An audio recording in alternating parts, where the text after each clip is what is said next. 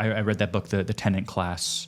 By Ricardo Tranjan. Yeah, exactly. And he did the numbers on that. And it's about 22% are actual mom and pop landlords. The rest are basically like large investors and corporate landlords. And so, they really like to paint it like it's this, like, we got to save mom and pop landlords, right? That's so relatable. But, at the end of the day, it's actually large scale investors.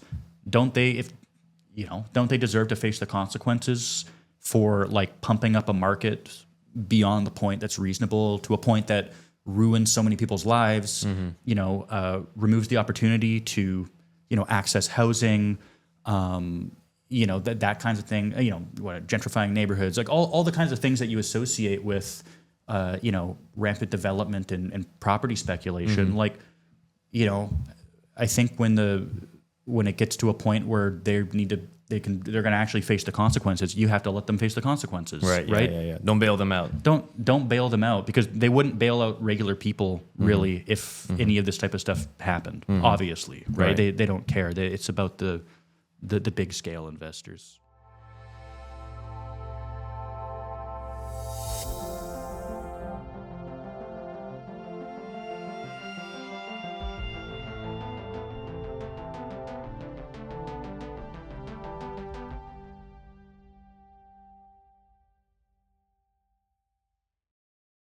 The episode you're about to listen to is about housing.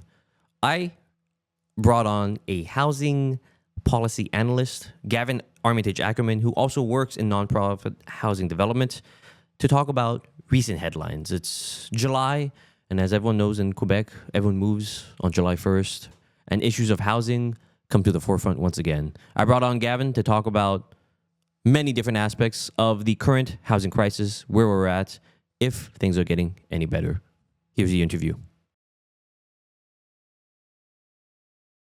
Ladies and gentlemen, it is a brand new episode of Local 514. Today, I'm joined by Gavin Armitage Ackerman. Hey, how's it going? Pretty good. Some of you might remember Gavin from previous episodes where we covered housing policy, and that is exactly what we're doing today. It's been a bit of time since we did a little check-in about different housing headlines going on. Yeah. The housing crisis, very much underway, but some news is coming out, has been trickling out over the past few months about the housing market cooling. The vacancy rates are kind of going up to not crisis levels, I guess. So I have a few news articles, headlines. I want to run by Gavin, get his take on it so we can understand where we are right now in the housing crisis in Montreal. Thank you so much for joining me, Gavin. Thanks for having me again. I think it's like my, third or fourth time? Veteran. I'm a vet. I've done my tour. So, But yeah, always awesome to be here. I like the show a lot. Thank you so much for coming on. And let's get you that Purple Heart. All right, so the first article I have for us, this is published in The Logic. The headline goes, Quebec launches $1 billion water infrastructure housing program. So I thought this was interesting because it seems, with the change of premier in Quebec, going from the CAQ's François Legault to the CAQ's Christine Frechette, there does seem to be a bit of a shift in policy where money is going. It seems like they're abandoning some stuff, and she's trying to make it palatable, the party's program palatable, in advance of the elections in October. And of course, we also have Carney's government. This is a plan that is sort of using some money that the Canadian federal government sent to Quebec. I'm curious, what do you think of it? Dude, I have no idea. No, come on now. Yeah, well, I mean, there's a lot to unpack here. There's a few different things going on here. I'd say just starting with the policy itself, it's a bit of a strange one. So I myself, I work in planning, and I worked previously actually as a nonprofit developer. So I have experience in the field and have done, the financials and the numbers for nonprofit developments and stuff. So I'm pretty familiar with that side of housing. So do you think your nonprofit would have taken advantage of something like this had it been available? Well, maybe. It's just a little bit of a strange one. Like, I understand the idea. The idea is to, there's a specific clause there, right? Which is that they're only going to be covering the costs of water infrastructure. Let me read out what the logic Sure, is yeah, written. go So ahead. the plan, launched in partnership with the province's municipalities, will subsidize the development of new water infrastructure in cities and towns. Quebec Premier Christine Frechette said, in order to qualify for funding, 75% of the planned residential units resulting from the new infrastructure must at least have 2 bedrooms and have a market value of less than $350,000. So it seems like the policy is sort of set up for like, here's some money that you could use for water development. Yeah. So long as the final house can sell for less than $350,000. Yeah, and there's a couple of things that are weird because it has to be at least 2 bedrooms, right? And so the weird thing is like, a 2-bedroom for $350,000 in Montreal is, I guess this is a Quebec-wide program, so maybe you're going to be able to find something like that outside of Montreal. I really don't see that happening in most major cities. The reason being that this whole policy sort of hinges on the idea that water infrastructure is such a significant barrier to getting housing built for a developer that they could go ahead and get all that covered, and then suddenly it's going to bring down the price of housing by this really significant amount, and then they can offer it for cheaper, right? And so it's trying to do this targeted intervention of saying, I guess it's trying to say, okay, well, what's like the biggest barrier to getting housing built? What's the big input cost? I guess they've decided to go with water infrastructure. It's sort of a strange one though, because like I say, like I've worked in development, water infrastructure, at least in my experience, I can say that like that's never really been a major cost for a developer. There's other things that are much bigger costs, especially if you're developing in big cities where there's the most demand, right? I don't really see how this really targets people, looking for an affordable home to either rent or buy in like a city like Montreal or in Quebec City, because that's where you're going to be building where there's already water infrastructure, right? You're not like if you're building in downtown Montreal or something, you don't need to like build this huge amount of brand new water infrastructure. Maybe if you're in a small town in a more rural area, yeah, you'll have to like clear some trees, dig some holes, put some new water infrastructure and Sewage, pipes water, and sewage yeah, and all that kind of stuff. But the places where the demand really is, that doesn't really exist. So it's just a little bit weird. The other thing that's interesting about it, and I think this sort of, you were talking about how the provincial government with the new change in leadership in the CAQ is sort of changing up their approach a little bit. It's it reminds me a lot really of the 2020 rule that we had, right? Where they're trying to kind of sell it as this sort of maybe more progressive approach. I don't know if the CAQ's really trying to sell it like that, but they are trying to kind of posture that they're making big changes in how they approach housing. But the language is like a little bit vague, right? Like, for example, with the 2020 rule, which for anyone that doesn't know what that is, it was a law that we had in Montreal that got repealed recently at the municipal level. And it was that you had to have 20% of new construction had to be social housing, 20% had to be family housing, 20% had to be affordable housing, based off of like the municipal definition of affordable. But there was a big problem with it, which was that, well, number one, developers just opted to not do that because there was like a way to get out of it. You could just pay a fee. And so a lot of developers just didn't do that. But the other biggest problem, and the one I see with many policies like this from the provincial government, is that it's really easy to just build a home for $350,000. Somebody comes in, buys it, and then there's no like future restrictions on the pricing of that housing, if that makes sense. Like it's not perpetually affordable. So what happened with 2020 was that it wasn't a lot of developers that did that, but what would happen is that they would build, according to the bylaw, and then they would basically have people come in, buy a unit for whatever, we'll just say $350,000, a relatively affordable price, and then 6 months later, they would basically just resell it for whatever, twice as much or whatever it was. So there was quite a lot of research into that, and it was kind of just found that like, yes, maybe it eases potentially for a first-time home buyer, but if you're not putting any sorts of restrictions, it's like it doesn't, it's about perpetual affordability. It's not just about the one-time purchase. You need to ensure that is like in the future. It's not just going to skyrocket in cost. If these are even going to get built. Because Right. like I said, like, does water really cost that much, you know, in the development process? Not really. There's other things that cost a lot. For example, land, which is really, really expensive, but they won't lower the cost of real estate because obviously That's they like wanna I keep guess that's like pumping what it. we're seeing here is they've decided that actually doing any kind of legislation around land is like untouchable, right? It's like kind of unthinkable. So they're like, okay, where can we actually like intervene, right, with some kind of policy to try to like it's like a carrot approach, right, with developers, Exactly. where like on the carrot it's like, hey, developers, please make affordable housing, please make these kinds of like 2-bedroom units. What we'll do is we'll help with water. We'll help with like the sewage infrastructure. I feel like there's something about it's really interesting you talk about that 20-20-20 rule, because it's like actually I see that all over this, right, where you have this thing of like some policy from the government and they're like, here's our solution, which is like really such a light intervention. It's not even intervention, right? It's like, I think this is like clearly optional, and it's sort of I mean, it's very like liberal in the sense of like, here's a fund that some developers can use to like kind of help their balance sheet, you know? I think to me, what it sounds like, and you can correct me on this, but it sounds like this is great for, like, as you're saying, not really for Montreal, but I guess I'm imagining this being used in regions, towns where there's less people, where one developer wants to really like make a whole new neighborhood, right? Yeah. And in that case, that's when I feel like water infrastructure might at least take up a bigger portion because of the a sheer amount. Yes, And maybe.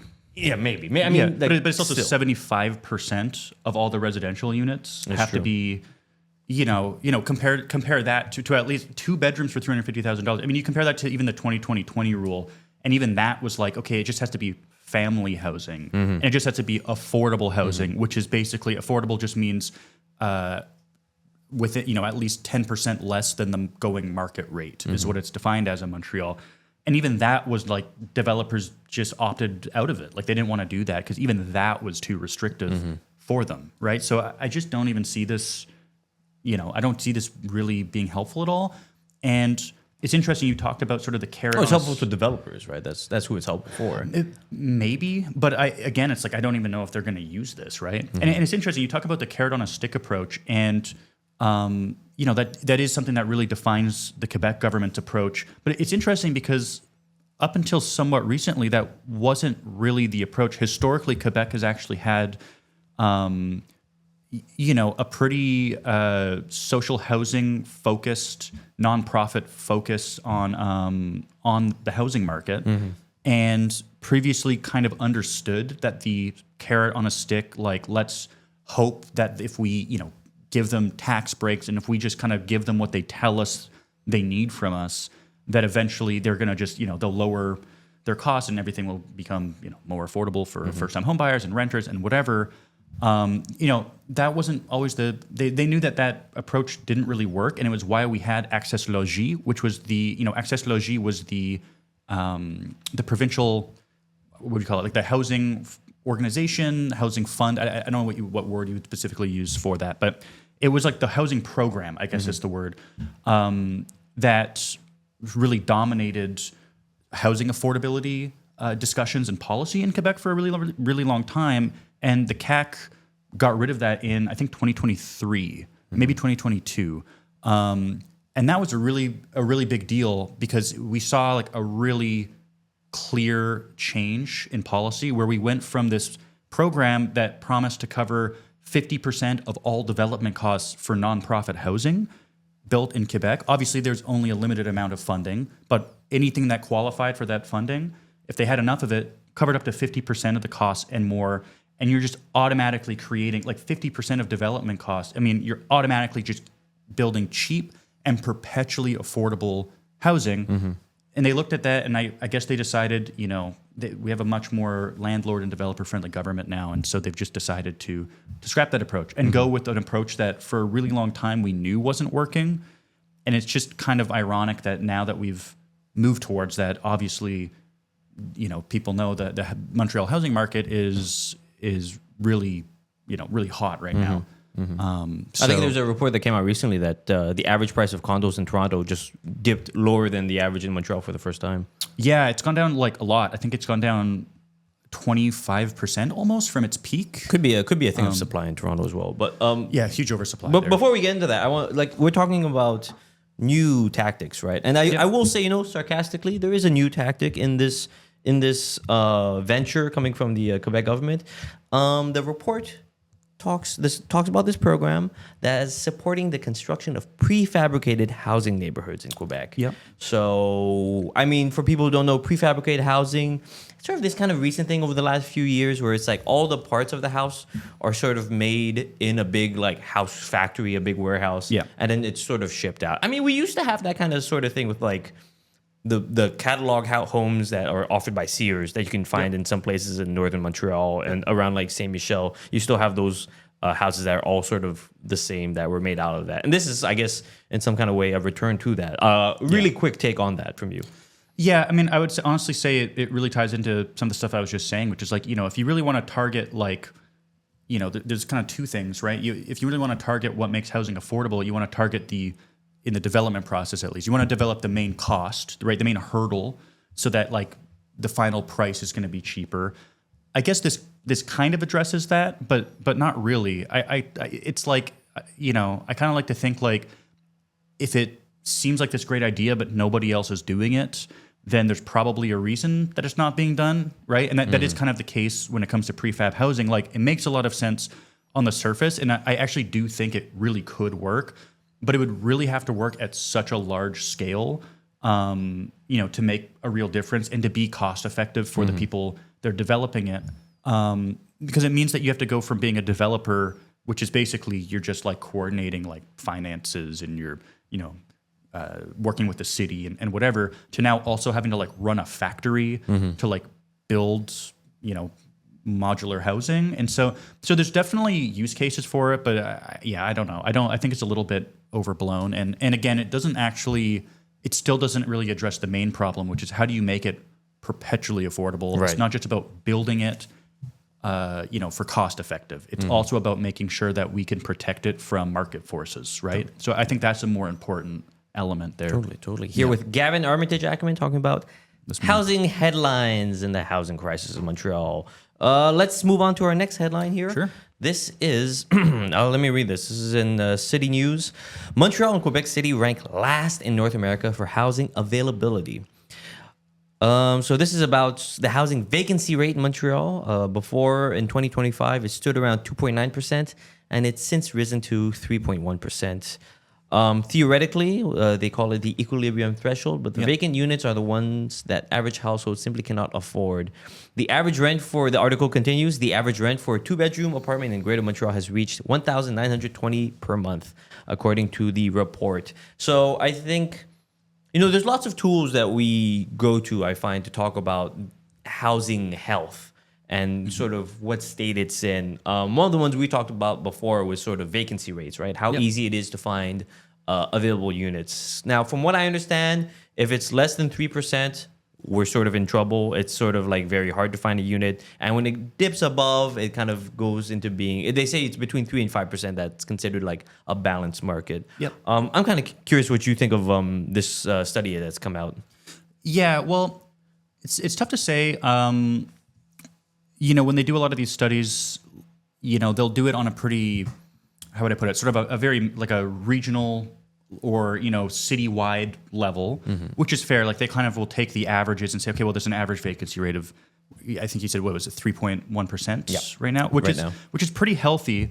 But rents aren't really going down. I would probably think that the reason for that, I haven't looked at the study itself. I would assume the reason for that is that realistically, when you look at a city, like demand is not equal everywhere, right? And so there's probably neighborhoods that are seeing lower vacancy rates. I would assume like, the Plateau, probably, very attractive neighborhood in Montreal. Everyone wants to move there. There's a lot of money coming in, especially in the Mile End and stuff like that. So that's somewhere where there's going to be, probably very low vacancy.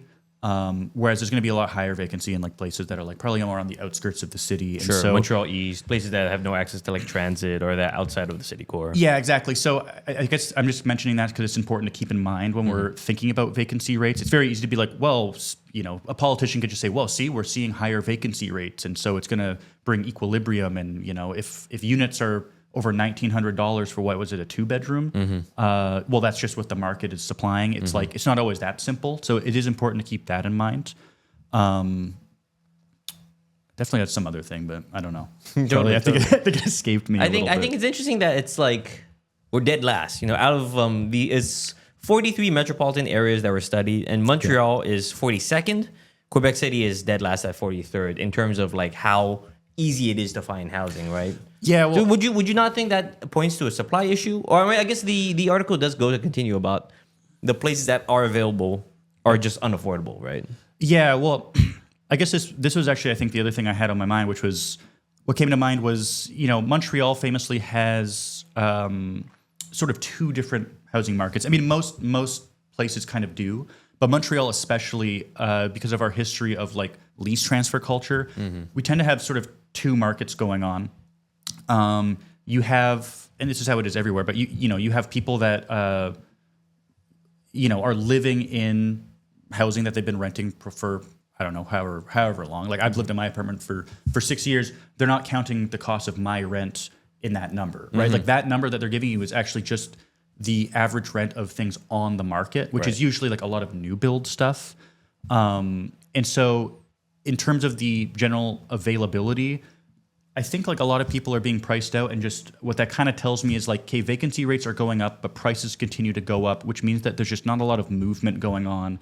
Probably a lot of people are just choosing to stay where they're living because they're just not able to find something that meets their needs, and the prices just keep going up. And I've read that they're not really bringing the prices down to match what people need. So it's a bit of what is happening. It's like, when we talk about the housing market, it's really, there's kind of two markets, right? There's the actual like stuff that's just being built, being put on, centrist.ca or whatever, and then you go and look at the average rent. And then there's the actual average rent if you include, all the people that have lived in rent-controlled apartments. Sure. And those people who are transferring their leases or like, swapping leases and whatever. That's kind of like another market that isn't always counted, if that makes sense. No, definitely. Yeah. I mean, I think what we're seeing, it can be absolutely resulted from that removing of lease transfers, right? Because that used to be a much more mobile kind of population, used to be much easier to fill things. I mean, the whole thing about them stopping those lease transfers is because landlords wanted that power to like take back these units, right? And I think if we can move on to another headline, I think this absolutely segs into this, but like, so here's this headline from Cult Montreal, Matthew Renfrew. This was published July 2nd, 2026, the day after moving day. As 25,000 housing units sit empty in Montreal, landlords refuse to lower the rent. So this is what we were talking about when before, if people wanted to change apartments, they would find another tenant, a friend of a friend maybe, get them to sign the lease transfer, and then they just send it up to the landlord. Landlord just has to put the okay on it, and then gets it sent through, and then the new person can move in, take over the lease. Now, landlords obviously don't like that because that was an opportunity where they could potentially take back an apartment. Yeah, exactly. Do whatever work they want to do on it and then put it back on the market. Or sometimes sit on it, And I think what we're seeing is that they're sitting on it and that they're refusing to lower the rents. So despite 25,000 vacant housing units in Montreal, landlords are refusing to lower their asking prices. According to the Quebec Landlords Association, Montreal landlords are reluctant to reduce their asking price because they don't want to lock in tenants at lower rents. The article goes on, city officials are currently considering the implementation of a tax on vacant housing units to discourage property speculation and to encourage owners to lower their prices. Quick take, what do you think? Yeah, I mean, it's a couple things. First one, it's always ironic to hear landlords complaining about this type of thing. They don't want to lower their rents because we don't want to lock in tenants at low prices. But it's like if tenants are complaining about rents being too high and going up, they always love to be like, well, that's just the market at work. It's just the market. I can't do anything. I have to raise my rent, And then when that happens to them, it's very much like the market for thee, not for me. So that's always just a big irony. When they're being told the market is actually telling them to lower their rents, they're like, no, we can't listen to the market. It's fake. Yeah. Well, yeah. So I mean, it makes me think they do this all the time, right? There's this problem happening in Vancouver. There's exact things happening in Vancouver where, and Toronto, you mentioned as well, they overbuilt condos.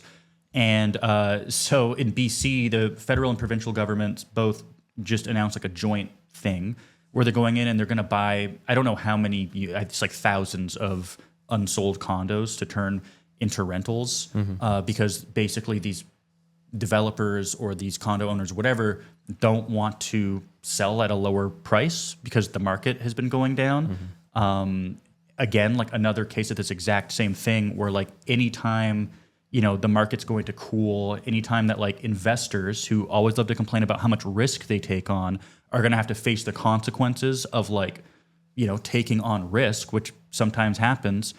If people invest in all sorts of things, the stock market, well, I mean, that's a bad example because they always save the stock market, but whatever, there's all sorts of other things in society. Trading cards. Trading cards, yeah, sure. When people speculate and invest in all these sorts of things and whatever, they gamble and it falls through, they have to face the consequences. But for some reason with housing, it looks like, there's this attitude of like, not only is the government going to like come in and like save their skin every time so that they don't lose any money, but then you have like these landlord associations and stuff are like super entitled and like they feel entitled to that kind of protection, whereas like on the flip side, like you don't really get that. Like you look at the you look at like the housing crash in 2008 in like the US, for example. I mean, you just millions and millions of people just had all of their equity annihilated, just wiped out. Basically, the government did not bail people out; they bailed out banks and stuff like that, and the investors. Right?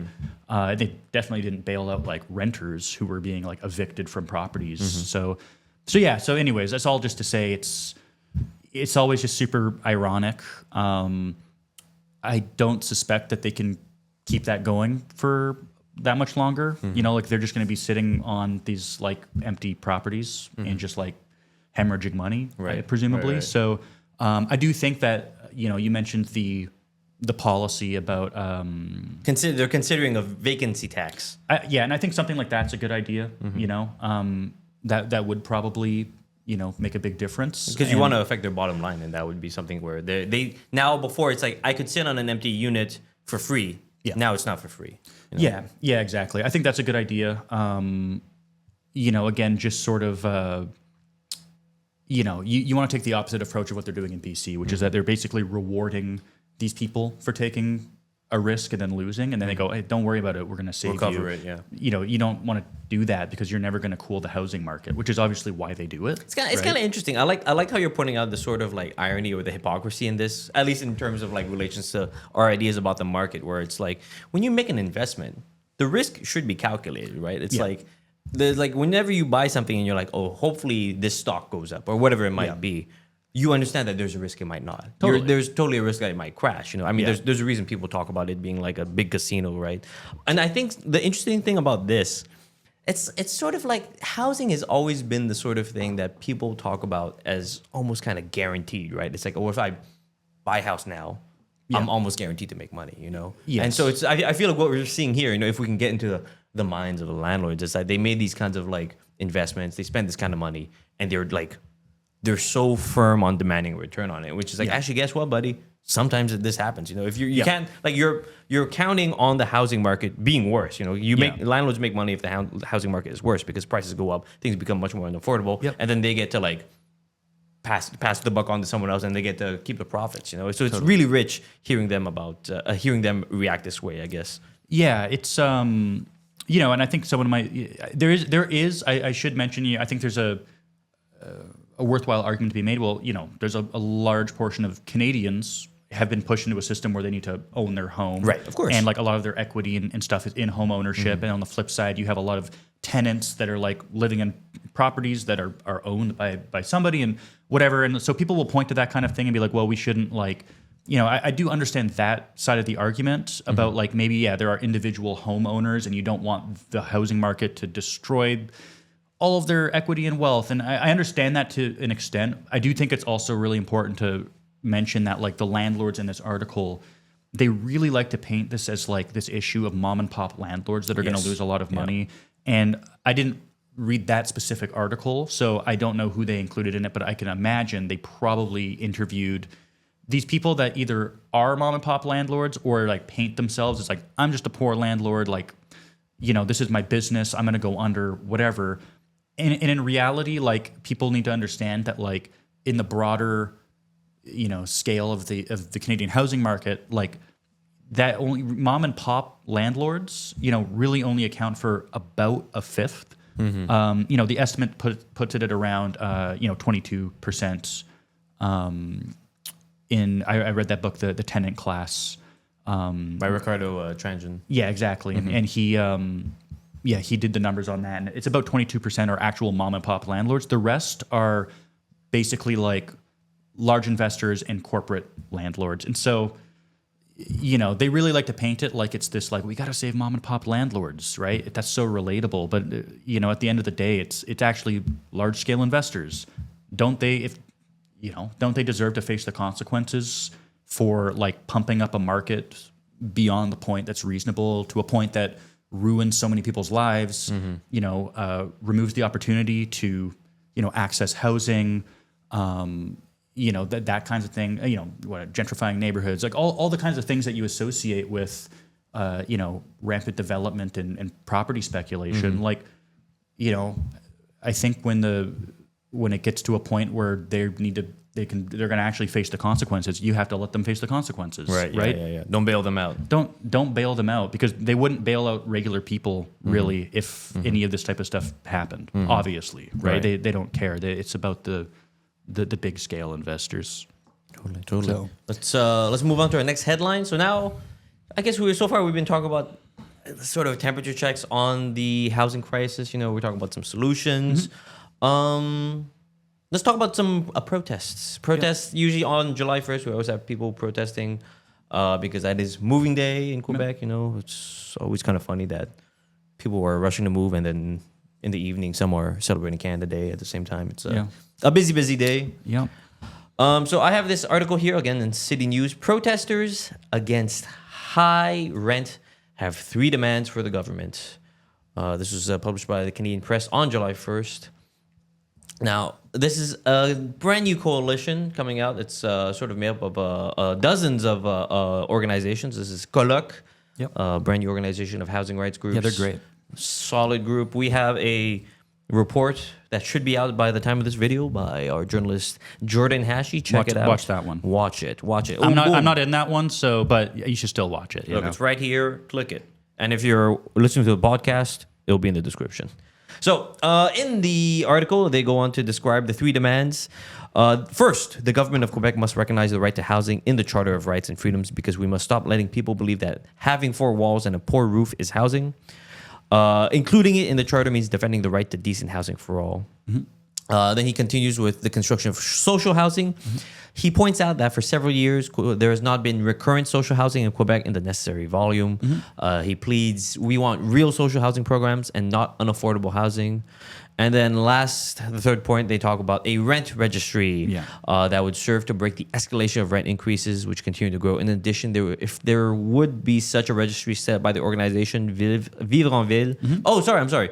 In addition, there is such a registry set by the organization Vivre en Ville. It would be quite simple to take an existing tool, adapt it a little, and we could have the means to have a rent register. I'm curious what you make of these demands. Yeah, well, the rent registry one especially stands out to me for the exact reasons that they've mentioned, right? Like, there already is one that exists. I've actually used it myself. It's like super easy to use, and I totally recommend anyone. I update it on a yearly basis, even though I've lived in my apartment for like 6 years. So like, I guess it's just for me, but I use it every year. It's great. It would be really easy for the city to take that. I'm saying I don't know why they don't do it. Like, obviously, they're not going to do it because, of real estate. Vested interest. But in development in real estate. But that would be really helpful, because that would give tenants the tool to, actually back check the cost of rent. We do have a thing in Quebec. It's called Section G in a lease. So you could use that, which basically what it says is that if you have proof of the lowest rent paid within the last 12 months and the landlord didn't inform you about it in the lease that you signed, then your rent will get automatically reduced to that, right? That's what the law says. So something like that just really empowers tenants. If they can just access the old lease through this program online, then they don't need to like track down the previous tenant and all that stuff. So that would be really, really helpful. In fact, that alone would do like an immense amount to help the housing crisis or the rent crisis in Montreal. And the other ones, what were they? They were social housing programs, proper ones, and as well as adding housing as a right in the Charter of Rights and Freedoms. Yeah, well, So that's at a Canadian level, I guess, a federal level. yeah. Well, so I mean, both of those are great. On the Quebec level, as I mentioned, we got rid of Access Logis, and so that that was the program that contributed to all the social housing being built, and it's why we don't have really that much new social housing being built. Like all of that social housing is now really being covered by like private sector nonprofit developers who are having to find really innovative ways to get that done. So, bringing back something like Access Logis or just generally changing like a market-driven approach, and I would go really far. And I think that the idea of enshrining it in the Charter of Rights and Freedoms. I agree with that. I think housing should be a right. I don't think it doesn't really make sense that I've always thought about housing. This is how I like to explain like my thoughts on housing to people, right? I kind of think of housing as the healthcare of the 21st century, right? Which is to say that there was a point in the 20th century in Canada where people in Saskatchewan, but people with the CCF or the NDP, whoever it was, they came together and they basically said, okay, healthcare is something that everybody needs and that we can afford to give to everybody with no barrier to entry, basically. So if it's something that everybody in society needs, right? There's no one that doesn't need healthcare, and we're able to provide it to everybody cheaper and more effectively on like a universal scale, then we're going to do that, and that's why we have universal healthcare, right? And I think you can really apply the same logic to housing. I mean, we're at a point where it's like, there's this great quote from, I think it's Luke Savage. He wrote a piece on sort of the failures of neoliberalism and stuff. And he makes a really great point. He's like, you can't tell me that, we live in this age where we've split the atom and we've sent human beings to the moon, but like we can't find a way to like give people health care, and we can't. And I say the same thing for housing. It's like, you really mean like with all of our advancements in technology and like all of our wealth in one of the wealthiest countries in the history of the world, there's just no possible way we can even conceive of like building accessible, affordable housing for people on a wide scale. Like I just don't believe it, So I think that the spirit behind that request of just we want to just acknowledge it as a human right, I think would actually would go a pretty far way, because that's not how we view it now. We view housing as it's a commodity. There was an article that I read earlier that I think just really sums it up to cap off this rant a little bit. There was an article called "A Home is Not a Home in Canada. It is a supply managed good in a protected industry." And I think that just really summarizes that's how we approach it. And it's not a home as a right. It's a home as a commodity, right? So I think that would go a really long way. Right. Yeah. Yeah. I like that. I like that kind of I guess analogy of looking at housing as sort of like similar to a health issue, right? Or similar to how we used to approach healthcare. And I think there's a lot of ways that actually housing is related to healthcare, right? Like the quality of a house we live in, whether or not we're getting good sleep and a good quality bed and these kinds of things. The quality of our shelter affects our health tremendously, right? Yeah. It's because I remember it was in Toronto. There was a case where where the assisted dying program was suggested to someone who was having housing issues. She was having housing issues. And, I saw this one, yeah. And the federal government was like, have you considered using our program? I'm not going to say it because I can't say it on air, but they suggested that she use this assisted dying program because she couldn't afford housing, and then very soon was about to be homeless, which is, I think, says a lot about our priorities. I think we're coming up at the end of our time here. Thank you so much for coming on the episode, talking to us a bit about the state of the housing market in Montreal right now. Gavin Armitage Ackerman. Dude, thank you very much. Wonderful. Excellent. Take care, everyone. See you guys later. Leave me some hate comments.